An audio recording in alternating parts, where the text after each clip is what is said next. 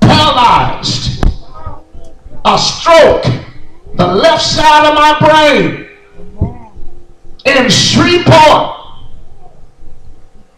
Louisiana. Nathan, he ain't here, and they a youngest boy, but the most of his kids, he got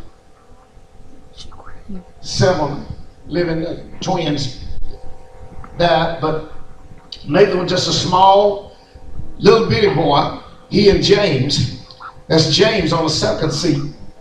James is 41 now, and James was born, Joseph, 6 months after James was born, contracted spinal meningitis, and they said he wasn't going to live 5 years. He's 41. Glory!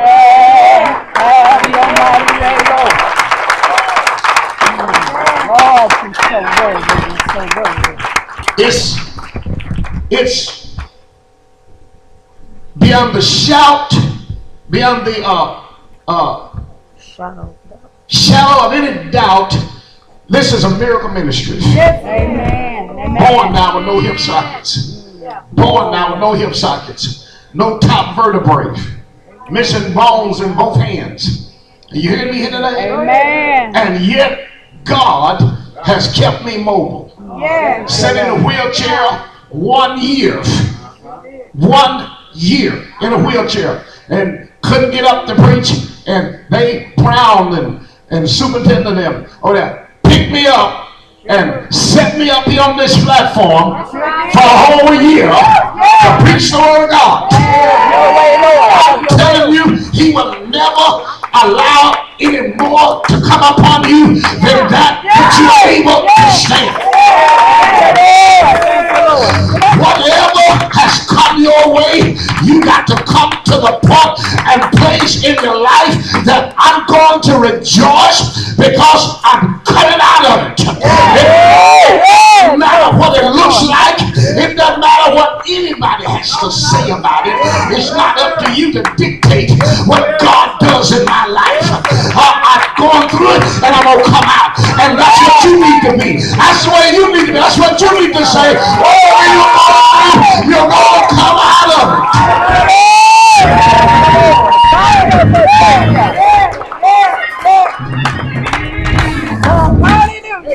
15 years old, died, an asthmatic, had asthma so bad, I died. Amen. Talk about it. I was the sufferingest child, I believe, in town, and one of the suffered more than anybody I can think of in this country with asthma. Yes. Died at the age of 15. Papa, he was different than all of us. He was a great, big man. He wasn't fat, he was just strong. House caught on fire one time and burned all the way down to the ground. Amen. Uncle, who was the only licensed plumber in town, man of color, next door, he came and knocked the window out. Buster, your house is on fire. Time he called Buster one time, Papa, they say, sit up in the bed. And he reached in there, Uncle Ben did come through, got his sister, which is my mama, out the house. And he said, Marie is still in there. Amen. Went back through there and got Robert out. And we got Marie out one at a time. The house was burning. He still went through the flame both times to save the family. Yes. Did you hear what I said? Lord.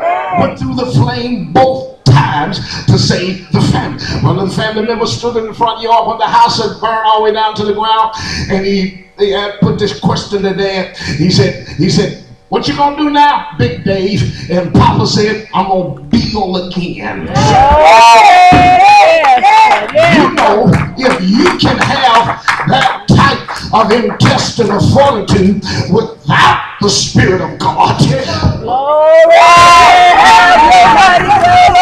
because he was a man at that time that didn't have the Holy Ghost, but he wouldn't let his family perish in the flames. After he got us out, praise God, turned right around and build from the ground up. Are you hearing me? Yes, Lord. Build from the ground up. And when he died, they said when Papa died, he was such a man that was so active and so busy and so on to go. For 20 years, he come home and pick Mama up and put Mama in the tiller. Mama sat in a wheelchair for 20 years. Mama couldn't do much. Daddy worked for 15, 16 hours a day.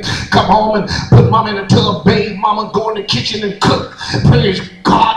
And whenever I got sick, I don't care where I was, he would leave that job, get in that truck, an old raggedy car, then whatever he had, and they would say, Willie is at such and such a place on the field playing bat football. And that was all he had to say. He knew I had passed out, praise God, running out there trying to play football with asthma. But I want you to know at the age of 15, when I died, an asthmatic in Arkadelphia, Arkansas, I'll never forget as they tell me the story, even today. They said how segregated it was, and Papa told the doctor, said, Willie is dead. Have your way, Lord. Come Have on, your Bishop. way, Lord. My Lord.